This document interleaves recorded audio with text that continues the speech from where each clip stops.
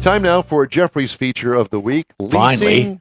Leasing versus buying an electric vehicle. That's right. Leasing versus buying. Versus.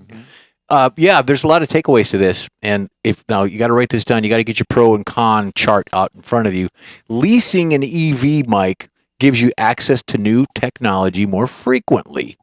Also with leasing, buying means that the EV, you won't face mileage limits on the wear and tear of the fees.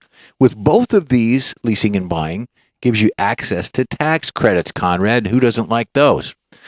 The world of electric vehicles is still in its infancy, and the vehicles have increased 50% since 2022. The cost of the new ones. The percentage of people buying them has increased 50%. All right. So signing off on long-term ownership of a vehicle seemingly to a new market is kind of risky, especially when you don't know how much the parts are going to be, the maintenance that's going to happen, and the actual age of the vehicle. When do you have to turn it in? So while buying an EV is best for some drivers ready to commit, it's not for everyone. Leasing an electric vehicle may be beneficial, Conrad, if you want to try out maybe a hybrid rather than an EV.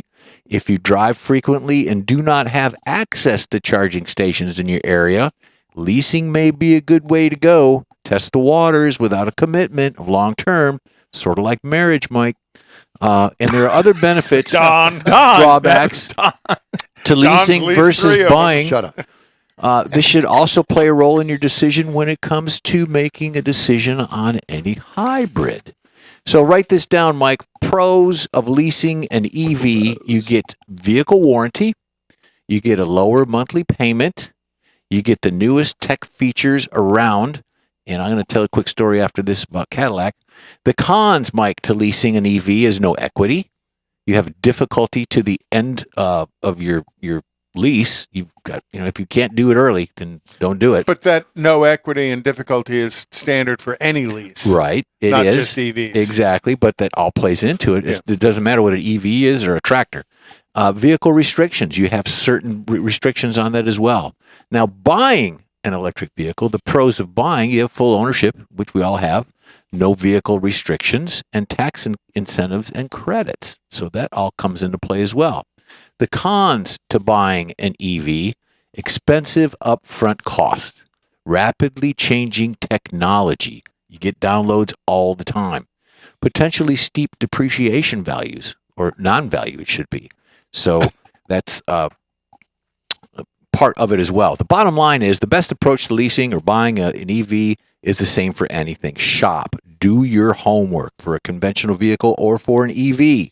For some, the benefits of the newest available technology is the way to go, while others, getting behind the wheel of a vehicle with the confidence and incentives to make more sense of ownership.